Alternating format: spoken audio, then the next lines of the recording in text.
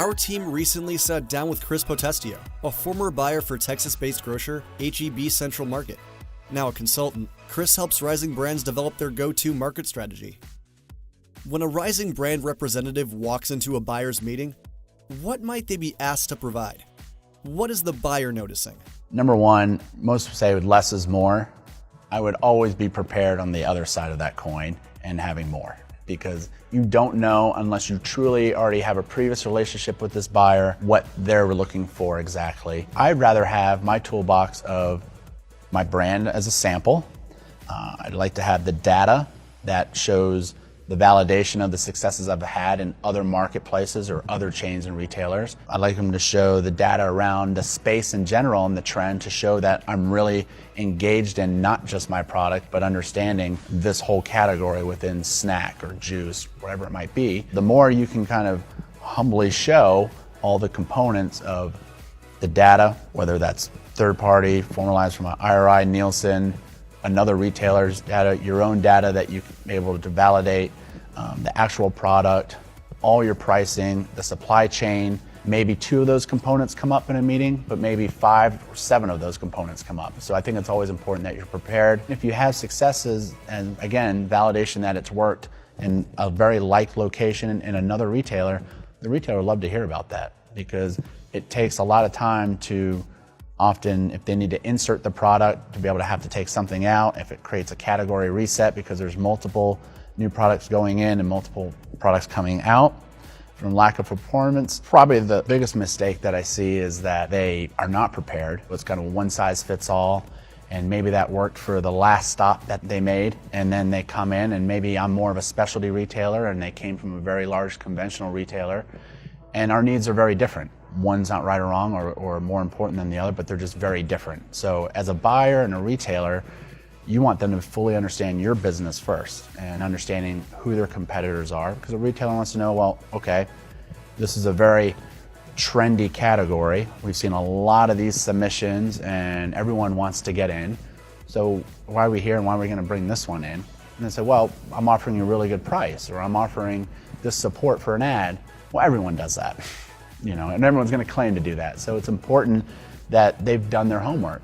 And the more that they talk as a subject matter expert, say, this is what I saw in your store, here are my recommendations. Most buyers and retailers want to hear that feedback. It helps them perform their job better. So that's really another key piece. Researching the stores and retail environment for my kind of product sounds smart, but how should rising brands perform that assessment? You could walk into a retailer that you want to call on and get a pretty good idea of, one, how they run their stores, the feel, the look, the type of customer that might be in there during, kind of that dinner time or in the morning. You can tell a lot just by walking the aisles, how their inventory, how their merchandising looks across different departments that might be cross-merchandising opportunities, the amount of space they're kind of allocating to maybe the space that you're about to be, going into pitch. What is that retailer typically using right now for that space? And how much space are they really dedicating to that? Part of that is just sheer demand and data from the retailer.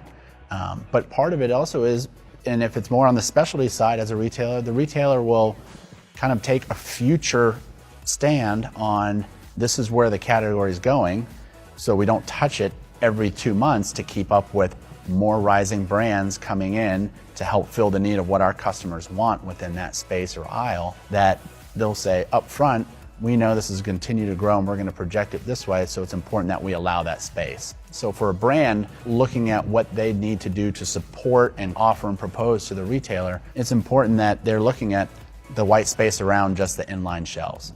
How much cross-merchandising is going on? Are there a bunch of displays throughout by the registers? Are there cross-merchandising displays? What other opportunities do I have? Because in the end, if you can frame those opportunities into multiple opportunities for the retailer, and they're framed in such a way, that retailer is going to be much more engaging on hearing why they should bring this product in versus, you know what, I have this, it would fit really good on aisle 4 on your shelf.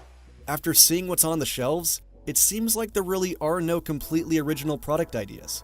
If you feel you're a Me Too product and understanding how you would stand out to the buyer, I think it's important that you come prepared to be able to talk about it not being necessarily a Me Too product and having the additional support that maybe allows you to stand out from the other Me Too's. If I'm in a rising brand, instead of just offering the same, again, price and marketing support structure, you want to be able to maybe say, listen, here are some of the things we're going to do in conjunction with a different department. And we did this in another retailer and it proved to be very successful in order to create more exposure and engagement with the consumer in your stores. So it really shows that you've thought out how you're going to break off of just being in line on the shelf and given that opportunity instead of just a Me Too product. And usually as a retailer, depending on where they're playing and what they want to achieve, they're going to be open ears. They want to hear if there's a win somewhere else. One, they're going to want to know, why aren't we already doing this? Or it doesn't make sense, and that conversation will be had. But if the buyer's already engaged, more than likely it does make sense. There's a need within the category, and although you're a Me Too product, there's going to be a reason on why that can still be added. How can a brand make a difference with packaging? The packaging has to be able to engage the customer just like the theater and in-store experience that the retailer wants to create. It's very easy to look at one product when you're evaluating a brand or one SKU of that brand. More often than not, it looks really sharp by itself sitting on a white table. And then when you go to put that product on the shelf, it can also disappear very quickly because now there's 100 like bottles or 100 like boxes. It's important that that packaging, the messaging on the packaging, it's clear, concise, innovative, fresh, and because you want it to stand out, number one, you want to show that the customer recognizes that you have rising brands and innovation and fresh products. If they're not standing out, you're not going to get credit from the customer's not going to purchase them, and that product's going to fall off out of the assortment. When you look at the package and it's on the shelf, it should scream the story without even knowing the story. That's why it's very important when a buyer does want to give feedback. More than likely, you're representing this one brand, and you might be an expert on your own brand, of course, and as you should, and you're going to say, well, why is that retailer telling me what I need to do about my own brand, my own company that you might be fully involved in still? What does he or she know?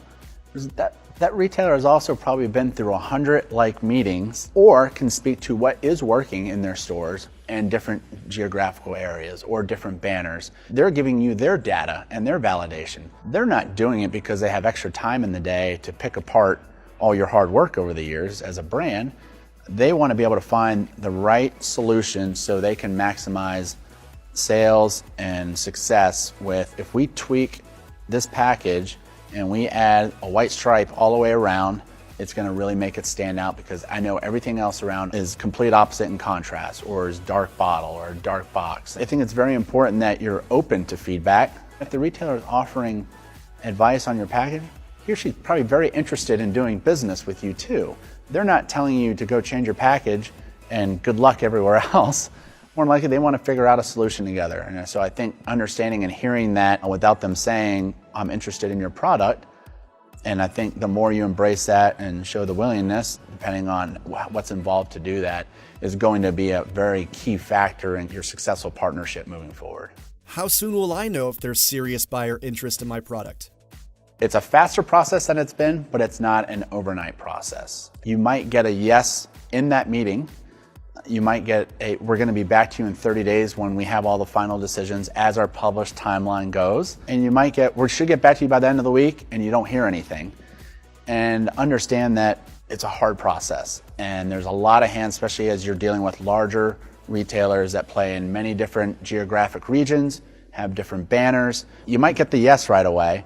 And then you go, okay, well, that means we can get product in by Friday. And that's probably not going to happen if it's Wednesday. And more than likely, I could say 99% sure it's not going to happen the following week either. But it's okay, again, to have that conversation, understand, I know you're busy.